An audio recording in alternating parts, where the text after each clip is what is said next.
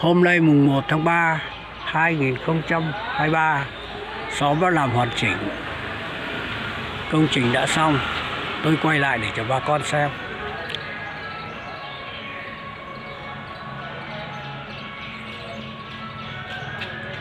Sao thợ sơn nó không sơn mà bác phải sơn?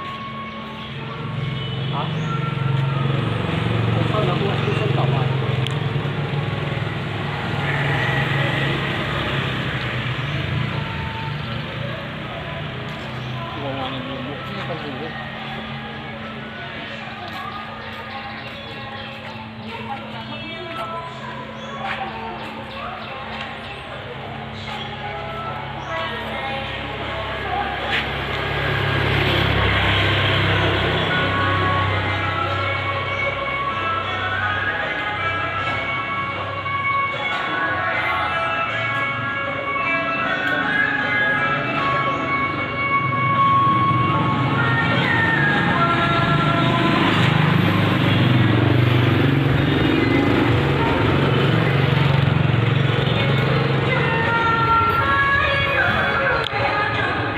Đây là cổng điếm nhá.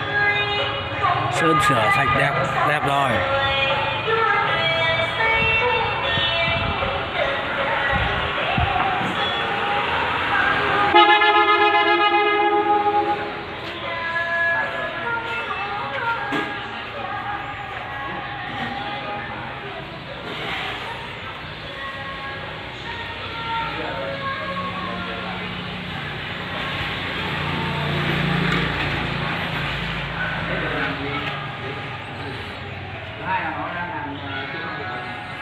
Đây là vôi vẹn sơn y như cũ lúc ban đầu.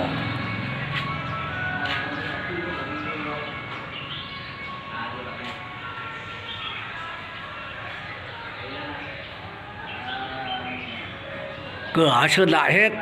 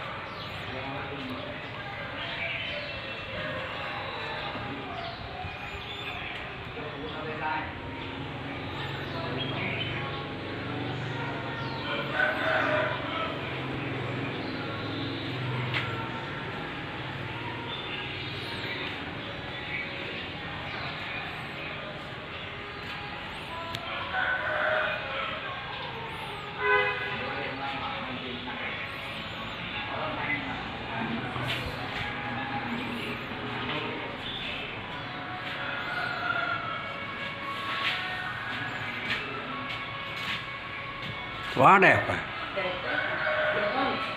Đẹp quá rồi. Vào đây uống nước. Vâng. Vâng, quay lại để cho bà con xem.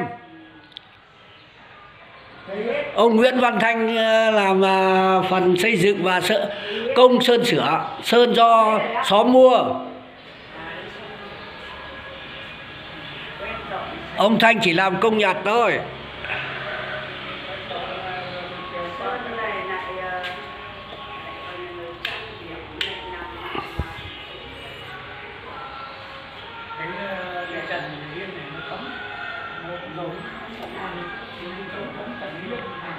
Lại Thánh hôm nay là thắp hương.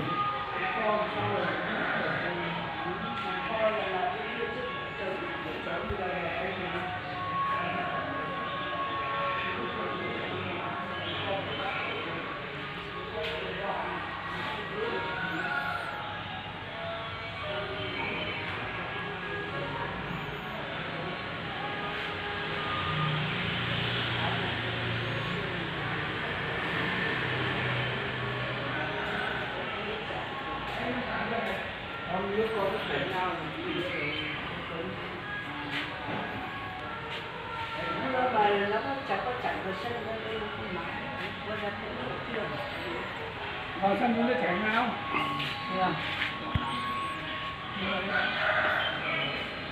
Đây đây đây bao nhiêu lá biết cái ảo người đầu cưa này. Và thấy khang trang không? Đẹp. Cái gì này đấy mà nó xuống. Tiền vào cái gì chả đẹp. Tiền Và bao nhiêu tiền vào. vâng. Bây giờ tôi bố Hùng nó sơn có cái nhà không là hết 100 triệu ấy. Đấy, nhà không đấy. Cái sơn có nhà không, sơn trong sơn ngoài chống thấm là hết 100 triệu là ít đâu. Ừ. Nên là Cái nhân công với lại sơn mất khoảng 24 triệu 750 nghìn. Đấy, cả công đấy. công nó đánh 500 nghìn một công và một ngày. công nhật thì Công nhật, vâng. Thì mới làm kỹ được. Đây phục chế lại y như cũ. Trước khi làm và chụp ảnh lại xong rồi dựng lại y giống cũ. bộ cánh cửa sơn lại đó. Bộ cánh cửa là do ông Đoan Trường sơn. Sơn lại. Sơn lại, đánh giấy giáp xong sơn lại. Hôm qua. Đúng rồi, đánh giáp xong phun lại. Để tôi cái bộ của ấy hơn chục năm rồi đó, không ấy đâu, vẫn đẹp lắm. Sơn thái. BU